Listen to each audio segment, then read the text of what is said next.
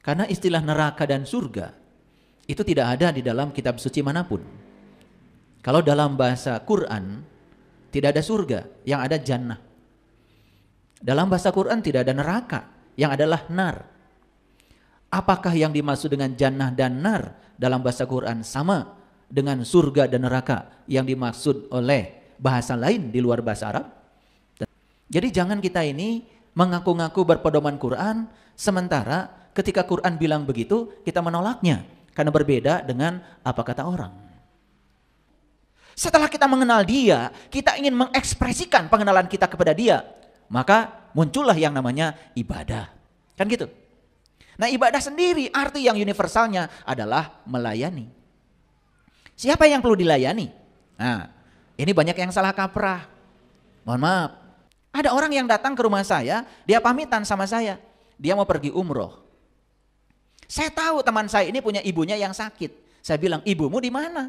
Ya, ibu sudah dititipkan di panti asuhan. Gila, saya bilang kamu. Mau nyari apa kamu ke sana? Saya jelaskan, akhirnya dia nggak pergi ke sana. Rawat ibumu, itu umrohmu yang sebenarnya.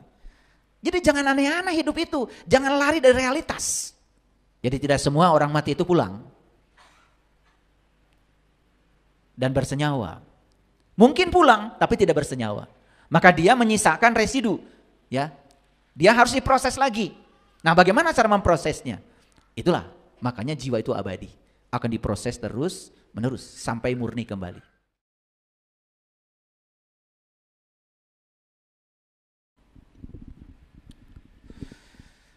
Bismillahirrahmanirrahim. Assalamualaikum warahmatullahi wabarakatuh. Salam sejahtera untuk kita semua. Om Swastiastu, Namo Buddhaya, salam kebajikan, Sampurasun. Rahayu Sagung Dumadi.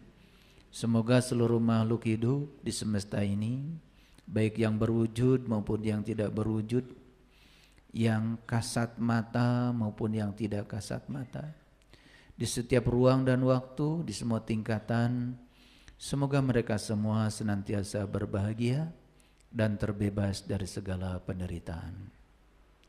Semoga kita semua tidak menjadi sumber penderitaan bagi makhluk manapun, tidak menjadi sumber laknat bagi makhluk manapun. Semoga kita semua menjadi sumber cinta, sumber sukacita, sumber keberkahan, sumber kebahagiaan, sumber kedamaian, sumber ketentraman bagi semua makhluk dimanapun mereka berada. Syukur alhamdulillah hari ini kita masih diberikan hari baru untuk belajar hal-hal baru. Semoga setiap bangun pagi kita memiliki kesadaran baru untuk menginovasi kehidupan kita dengan pemikiran-pemikiran yang baru, cara pandang yang baru yang membuat kita menjadi semakin berkualitas hidupnya, semakin berbahagia, semakin sejahtera, semakin berkelimpahan, semakin sehat. Karena sejatinya hidup itu harusnya menakjubkan. Kalau hidup tidak menakjubkan, pasti ada yang salah. Karena Allah berulang kali mengatakan dalam Al-Quran, ya Allah itu ke semesta hanya menurunkan berkah, tidak pernah menurunkan musibah. Semua musibah akibat dari perilakumu sendiri, kata Allah. Jadi harusnya hidup kita sehat, berkelimpahan, tidak kekurangan. Kalau kita banyak masalah dalam hidup, itu artinya teguran bahwa ada sesuatu yang harus diubah dalam kehidupan kita. Itu aja pesannya. Oleh karena itu kita bersyukur hari ini kita masih dikumpulkan di tempat yang penuh berkah ini untuk sama-sama belajar. Semoga ilmu pengetahuan yang dialirkan semesta kepada kita hari ini menjadi ilmu yang bisa menyelamatkan kita, menjadi syafaat bagi kita. Syafaat itu bukan nanti. Syafaat itu di sini, saat ini, sekarang. Oleh karena itu mari kita puji Allah bersama-sama membaca hamdalah. Alhamdulillahirabbil alamin. Mari kita awali kajian kita hari ini bersama-sama memohon ridho dan berkah Allah. Semoga kita diberikan kecerdasan, kemampuan untuk bisa menangkap semua sinyal-sinyal ilahi yang disampaikan kepada kita, sehingga proses belajar di ruang kehidupan ini terus mengalami peningkatan. Sehingga dari waktu ke waktu kesadaran kita terus meningkat. Semoga sebelum kita berpulang menuju tempat akhir kita, kita bisa mencapai puncaknya kesadaran.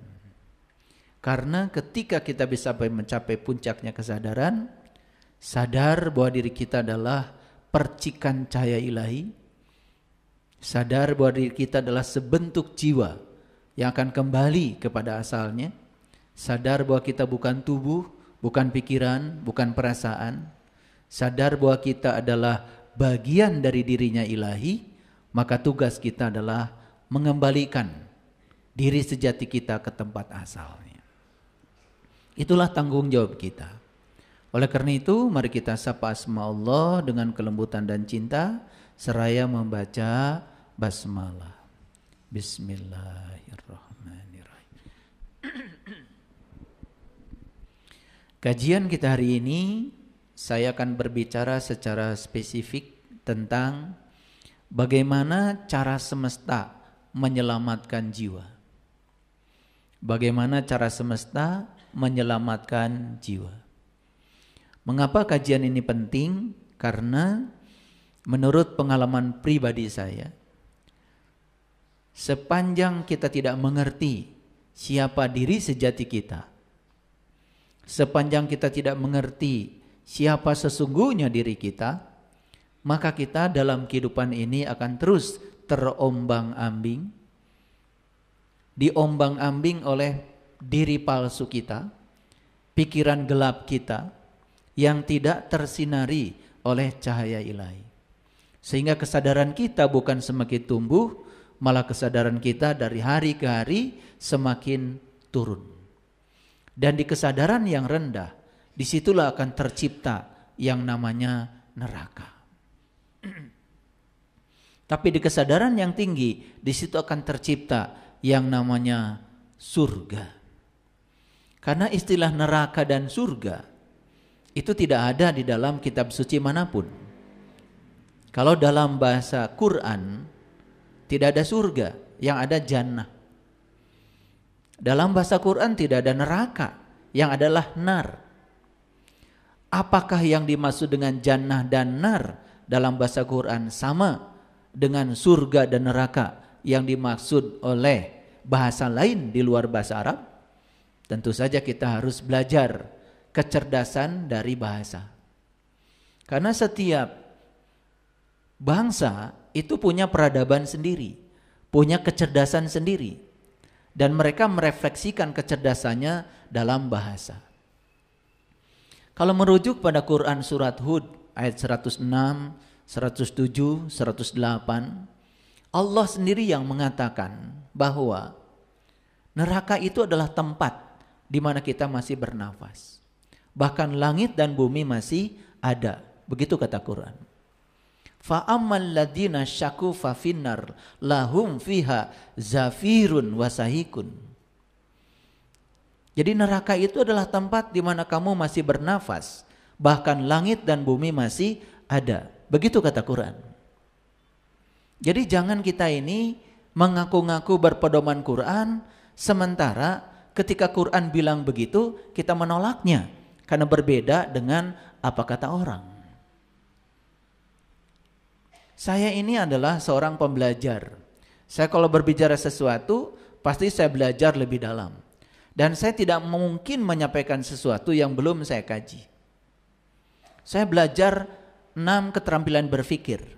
Mulai dari mengingat, memahami, menerapkan, menganalisis, mengevaluasi, sampai mensintesa pengetahuan. Itu adalah hari-hari saya. Karena apa? Karena saya berprofesi sebagai seorang pengajar di university. Jadi tiap hari saya bergelut dengan riset. Setiap hari saya bergelut dengan pemikiran-pemikiran ilmiah. Setiap hari saya bergelut dengan pemikiran-pemikiran sains. Otomatis ya pikiran saya terbentuk dengan sendirinya sebagai saintis. Saintis itu adalah orang yang berpikir saintifik. Saintifik bahasa lainnya adalah berpikir ilmiah. Nah, karena terbiasa seperti itu, maka setiap saya belajar, pasti saya menggunakan berbagai kerangka, berbagai disiplin, berbagai sudut pandang. Karena alam semesta ini sendiri namanya kan universe. Bahkan sekarang sudah bukan universe lagi. Orang menyebut alam semesta ini adalah multiverse. Sudah bukan uni tapi multi. Universe bagi saya, uni itu artinya kumpulan. First itu adalah versi. Jadi universe itu sebetulnya kumpulan segala sudut pandang. Oleh karena itu, semua disiplin ilmu, apapun ilmunya, berbicara alam semesta yang sama. Biologi itu berbicara alam, fisika berbicara alam, kimia berbicara alam, geografi berbicara alam, astronomi berbicara alam. Semua berbicara alam yang sama dengan sudut pandang yang berbeda. Itulah muncul berbagai disiplin keilmuan, sehingga muncul berbagai keahlian yang kemudian disertifikasi. Ada sarjana ini, ada sarjana itu. Yang dibicarakan semua adalah alam. Apa yang dibicarakan ilmu kedokteran? Tubuh. Tubuh juga bagian dari alam. Apa yang tidak dibicarakan? Ilmu yang bukan dari alam. Sosiologi, antropologi, semua berbicara alam dengan sudut pandangnya sendiri-sendiri. Sehingga begitu banyak disiplin keilmuan. Itulah pentingnya kita memahami berbagai disiplin keilmuan sehingga sudut pandang kita menjadi universe. Syukur-syukur kalau bisa multiverse. Sadar nggak bahwa sebetulnya bumi ini tempat kita tinggal hanya debu kecil yang terapung-apung di semesta raya. Matahari yang kita saksikan tiap pagi itu besarnya 1.000.000 kali bumi, itu matahari. Dan model matahari yang kayak gitu di alam semesta bukan satu. Bukan satu. Karena keterbatasan penglihatan kita mengira semesta itu cuman matahari, bumi, dan bulan. Karena kita tidak melihat yang lain. Sesekali Jupiter muncul, sesekali Mars muncul. Walaupun ukurannya sangat kecil. Karena begitu jauh dari bumi kita. Sesuatu yang tidak kelihatan oleh kita bukan berarti mereka tidak ada. Cuman karena keterbatasan mata kita. Yang model kayak bumi ini di galaksi Bima Sakti aja ada 250 miliar buah. Yang model kayak bumi ini. Terus kalau bumi ini tidak ada dan semua kehidupan di dunia ini tidak ada, semua manusia tidak ada, terus memangnya ketiadaan kita ini berpengaruh kepada alam semesta yang tanpa batas? Kalau debu kecil ini tidak ada, tidak mengganggu konstelasi sistem, ya, sistem perbintangan, sistem astronomi, tidak akan mengganggu. Betapa kecilnya bumi kita. Nah, kalau bumi kita ada sudah sebesar debu, Indonesia sebesar apa ya? Lah kalau Indonesia sebesar bumi sebesar debu, Indonesia sepersekian dari debu itu, terus kita ini sebesar apa ya di semesta ini?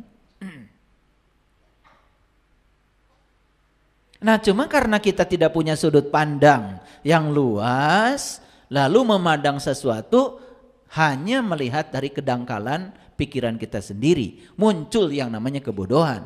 Sehingga kesimpulan-kesimpulan yang kita ambil menjadi tidak bersifat universal. Nah, oleh karena itu izinkan saya hari ini akan berbicara sedikit agak dalam, tetapi perlu rasional, karena agama itu akal dan tidak ada agamanya bagi yang tidak berakal. Jadi kembali pada topik kita adalah bagaimana cara semesta menyelamatkan jiwa. Nah, kita harus ngerti dulu jiwa itu apa. Kan itu masalahnya. Kita sering menyebut kata itu, tapi kita juga tidak mengerti. Nah, kalau ingin memahami jiwa itu apa, tentu saja tidak mungkin saya menjelaskan jiwa dengan kata-kata. Karena jiwa itu adalah diri sejati kita. Jiwa itu adalah pribadi kita. Hanya dengan cara mengalami kita akan bisa memahami. Tidak mungkin kita memahami dengan cara mendengarkan penjelasan, apalagi definisi. Semua definisi bersifat terbatas. Semua definisi malah justru sesuatu yang luas menjadi sempit gara-gara ada definisi. Coba definisikan rambutan. Rambutan adalah sejenis buah yang di luarnya ada bulu-bulunya, di dalamnya ada bijinya, kemudian ada yang manis-manisnya. Coba, kalau saya membuat definisi itu, apakah cukup menggambarkan realitas dari rambutan itu? Tidak cukup. Makanya banyak orang yang bikin definisi tentang satu objek, sebut saja rambutan. Dan definisi yang dibuat satu orang dengan orang yang lain bisa beda-beda. Nah, kita juga jadi bingung, betul nggak? Kita mau pakai definisi yang mana? Ya tentu saja supaya tidak bingung, ambil rambutannya, pegang, lihat, dan rasakan. Setelah kita merasakan dan kita mengenalnya dengan pengalaman pribadi kita, bahkan semua definisi itu menjadi tidak penting lagi bagi kita. Sama seperti jiwa. Jiwa dan ruh sesuatu yang berbeda. Yang Allah tiupkan ke dalam diri kita itu bukan jiwa, tetapi ruh. Di Quran Allah berfirman, fa iza sawaituhu wa nafakhtu fihi mir ruhi faqa'u lahu sajidin. Ketika aku sudah selesai menciptakan tubuhmu, ini bungkus, ini kerangka jasmani, maka setelah selesai diciptakan di rahim ibu dengan proses yang sangat alami, satu sel dari ayah, satu sel dari ibu, karena ayah dan ibu kita berpelukan, maka berpadulah dua sel. Dengan proses alamiah dan kehadiran dirinya, maka dua sel terjadi proses pembelahan sel. Sampai akhirnya orang dewasa seperti kita ini sudah memiliki kurang lebih sekitar 100 triliun sel. Satu orang dewasa itu. Nah, setelah sempurna diciptakan tubuh ini oleh Allah, lalu Allah tiupkan ruhku. Yang ditiupkan ke dalam jasad kita ini bukan ruh kita. Tidak ada ruh Saiful Karim, tidak ada ruh si Agus, tidak ada ruh Asep, tidak ada ruh Dadang, gak ada. Yang ditiupkan itu adalah ruhku. Mirruhi, yang ditiupkan adalah ruhku. Ku di situ adalah Allah. Jadi yang ditiupkan ke dalam diri kita itu adalah bagian dari dirinya. Terus kita ini siapa sebetulnya? Cuman karena kita tidak pernah menyadari secara dalam kata-kata itu, hanya mendengar apa kata orang, lalu kita terjebak dalam kedangkalan. Sehingga kita tidak mengerti sebetulnya siapa diri kita yang sesungguhnya. Nah, dalam Al-Quran Allah menjelaskan lagi, laqad kafaral ladzina qalu innallaha salisu salasa. Kalau kita berbicara tentang ruh, dalam tradisi Islam itu ada 3. Ada yang namanya Nurullah, ada yang namanya Nur Muhammad, ada yang namanya Nur Insan. Semua itu adalah manifestasi dari dirinya sendiri. Bukan sesuatu yang berbeda. Sama seperti kalau saya tanya, apa yang saya pakai ini? Pasti semua orang akan mengatakan ini baju. Saya punya pendapat yang berbeda. Saya bilang ini kapas. Kapas yang sudah disusun menjadi benang. Benang yang sudah disusun menjadi kain. Kain yang sudah dibentuk, bentuknya menjadi baju. Kalau sudah dibentuk macam-macam, bukankah namanya menjadi banyak? Padahal nama aslinya kan kapas. Kalau sudah dibentuk kan jadi banyak namanya. Yang ini menjadi jaskoko. Yang ini menjadi celana. Yang ini menjadi kerudung. Yang ini menjadi karpet. Kan jadi banyak bukan? Nah, kita itu sering lupa pada asal usulnya. Karena kita melihat hasil akhirnya. Padahal kalau kita sepakat, kan semua yang kita pakai ini adalah kapas. Bahkan kapas pun sebetulnya asalnya tidak ada. Karena kapas itu materi. Sumber asal muasal materi adalah energi. Dan kalau saya mengatakan, apa ini yang saya pakai? Energi. mungkin banyak yang bingung. Padahal asalnya adalah energi. Karena sebelum alam semesta ini tercipta yang bernama materi, yang pertama Allah ciptakan adalah energi. Dan semua pembentuk materi itu adalah energi. Sehingga di dalam ilmu fisika, energi itu ada dua. Energi sama dengan sebuah konstanta dikalikan frekuensi. Yang kedua, energi sama dengan massa dikalikan kecepatan cahaya dikuadratkan. Yang satu dalam dimensi energi, yang satu dalam dimensi materi. Sebetulnya Einstein sudah mengatakan bahwa materi dengan energi itu setara. Coba perhatikan. Bapak Ibu tadi pagi sarapan, yang dimasukkan kan materi, padahal yang dibutuhkan energi. Betul nggak? Yang dibutuhkan energi. Makanya setiap makanan mengandung susunan komposisi. Di situ ada berapa banyak karbohidratnya, berapa banyak proteinnya. Semua diukur dalam satuan fisika, namanya kalori. Kalori itu satuan energi. Satuan lain untuk energi namanya joule. Jadi kalori. Jadi yang kita masukkan ke dalam tubuh sebenarnya bukan materi, karena yang dibutuhkan adalah energi. Makanya saya sering berpikir, sebetulnya saya kalau bisa memasukkan energi ke dalam tubuh saya tidak perlu makan. Daripada repot-repot kan makan. Tapi karena saya belum tahu cara memasukkan energi ke dalam tubuh kecuali lewat materi yang bernama makanan, maka pagi-pagi saya sarapan materi. Walaupun yang saya butuhkan adalah energi. Dengan energi saya menjadi berdaya. Dengan energi saya bisa melakukan aktivitas. Karena energi adalah kemampuan untuk melakukan usaha. Jadi kalau saya bilang ini energi, pasti bingung kan? Padahal asal muasalnya adalah energi. Energi itu sebetulnya adalah fase kedua. Fase pertamanya adalah ruang kosong. Kalau saya bilang ini ruang kosong, tambah bingung bukan? Tapi kalau kita belajarnya mendalam, bisa membuka diri dan mau belajar pada orang-orang yang tahu, maka kita pun akan mudah untuk menerima pemikiran itu. Paham ya? Oke. Jadi sebetulnya yang ditiupkan Allah ke dalam diri kita adalah ruh. Ruh. Nah, saking ruh itu ingin dikenali, dalam Al-Quran Allah mengatakan, aku ubah ruh yang asalnya tidak dikenal itu menjadi nur. Saking ingin dikenal. Makanya dalam sebuah hadis qudsi Allah berfirman, aku adalah suatu perbendaharaan yang tersembunyi. Aku ingin agar aku dikenali. Maka aku ciptakan ciptaan agar dengan ciptaan itu kalian mengenali aku. Jadi tujuan utama Allah menciptakan semua ciptaan itu cuma satu tujuannya, untuk mengenali Dia. Tujuannya itu. Setelah kita mengenal Dia, kita ingin mengekspresikan pengenalan kita kepada Dia, maka muncullah yang namanya ibadah. Kan gitu. Nah, ibadah sendiri arti yang universalnya adalah melayani. Siapa yang perlu dilayani? Nah, ini banyak yang salah kaprah. Mohon maaf. Ibunya sakit di rumah. Tidak ada yang menunggui. Bahkan sangat berbahaya kalau ditinggalkan. Bisa jatuh.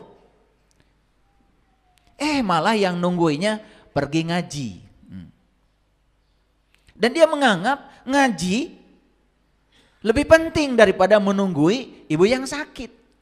Padahal ngaji yang sebenarnya bagi orang itu adalah tunggui ibu yang sakit. Itu yang disebut dengan ibadah, melayani. Karena Allah sendiri ya Allah sendiri mengatakan dalam sebuah hadis qudsi, ini saya ulang-ulang. Ketika Nabi Musa ditegur oleh Allah, "Hei Musa, kenapa ketika aku sakit kamu tidak menjenguk aku?" Lalu Musa berkata, bagaimana engkau bisa sakit ya Allah? Yang sakit adalah tetanggamu. Dan kalau kamu menjenguk tetanggamu, sesungguhnya kamu menjenguk aku. Jadi cara melayani Allah yang benar, itu melayani orang-orang yang butuh pertolongannya. Karena semua yang ada di semesta ini kan manifestasi dari Dia sendiri. Jadi aneh. Ada seseorang katanya sedang belajar kesadaran. Belajar meditasi di sini, di sini, di sini, di sini. Suaminya ditinggalkan.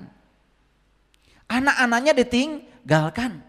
Saya bingung mau belajar apa. Mencari apa. Yang nyata di depan mata, anak perlu diantar sekolah, suami perlu dilayani, ditinggalkan semuanya. Alasannya sedang belajar meditasi. Karena dia berpikir meditasi itu menekung begitu. Bukan, itu latihan meditasi. Meditasi yang sebenarnya itu adalah melayani semua orang-orang yang perlu pelayanan kita. Ini yang disebut dengan orang-orang soleh. Dan selama ini kita mengartikan, itu sudah ngaji soleh, sampai meninggalkan anak istrinya. Ada orang yang datang ke rumah saya, dia pamitan sama saya, dia mau pergi umroh. Saya tahu teman saya ini punya ibunya yang sakit. Saya bilang, ibumu di mana? Ya ibu sudah dititipkan di panti asuhan. Gila, saya bilang kamu. Mau nyari apa kamu ke sana? Saya jelaskan, akhirnya dia nggak pergi ke sana. Rawat ibumu, itu umrohmu yang sebenarnya. Jadi jangan aneh-aneh hidup itu, jangan lari dari realitas. Karena ibu yang sakit, siapapun, itu adalah sarana untuk menempa jiwa kita. Itu adalah jalan keselamatan jiwa kita. Udah mulai masuk ya ke judul ini? Ya. Makanya kita akan belajar bagaimana cara semesta menyelamatkan jiwa. Jadi jiwa itu yang mana sebetulnya? Yang ditiupkan Allah adalah ruhku. Kemudian Allah menyatakan dalam Al-Quran, supaya kamu mengenalinya, maka ruh itu aku jadikan sebagai nur. Itu manifestasi, supaya dikenal. Karena energi yang paling gampang dikenal, itu adalah cahaya. Nah sekarang nur itu dalam tradisi Islam ada 3. Ada Nurullah, ada Nur Muhammad, ada Nur Insan. Nah Nur Insan ini yang sering disebut sebagai jiwa. Jadi beda ruh dengan jiwa. Paham ya? Jadi jiwa itu sebetulnya adalah diri kita. Diri sejati kita. Maka jiwa itu harus kenal pada 2 nur yang berikutnya. Nurullah dan Nur Muhammad. Kalau dia bisa bermanunggal, maka jiwa itu tidak mungkin keluar dari jalur yang digariskan buat jiwa.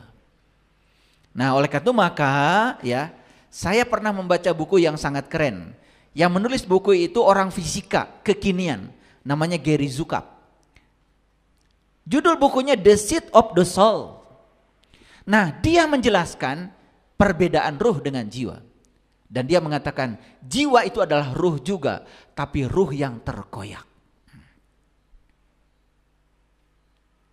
Nah itu mudah sekali memahaminya. Ya. Jadi ibarat gini nih, sebetulnya air itu, air tahu ya, air itu ada nggak dalam minyak? Ada. Bagian terbesar dari minyak itu kan sebetulnya air. Jadi sebetulnya minyak itu air. Cuman minyak itu adalah air yang terisi oleh zat lain. Karena ada zat lain dalam air itu, maka disebutnya bukan air lagi, namanya minyak. Padahal air juga, cuman air yang sudah tidak murni, ada unsur lain, ada unsur kimia lain yang nyelonong ke situ, maka disebut namanya minyak.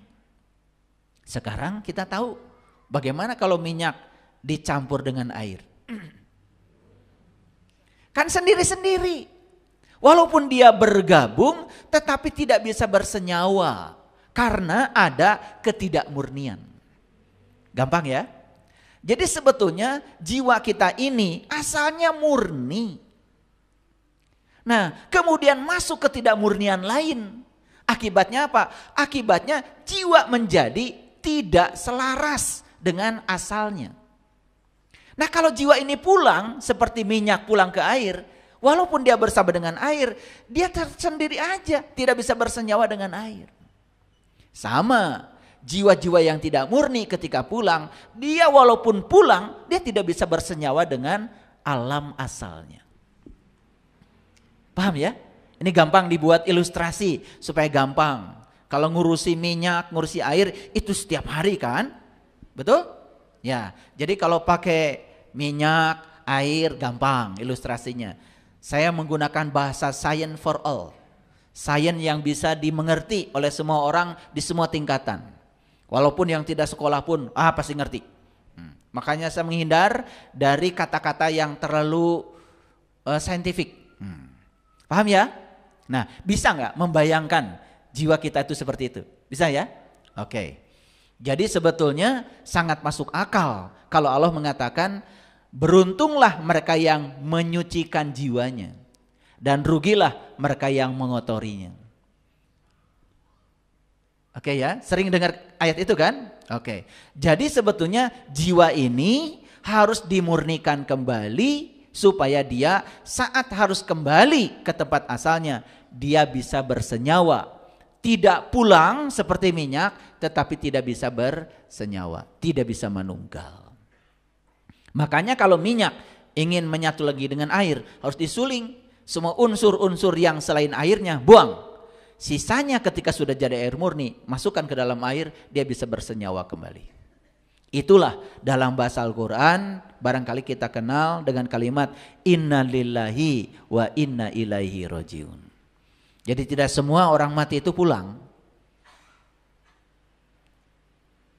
dan bersenyawa. Mungkin pulang tapi tidak bersenyawa. Maka dia menyisakan residu, ya. Dia harus diproses lagi. Nah, bagaimana cara memprosesnya? Itulah makanya jiwa itu abadi, akan diproses terus menerus sampai murni kembali.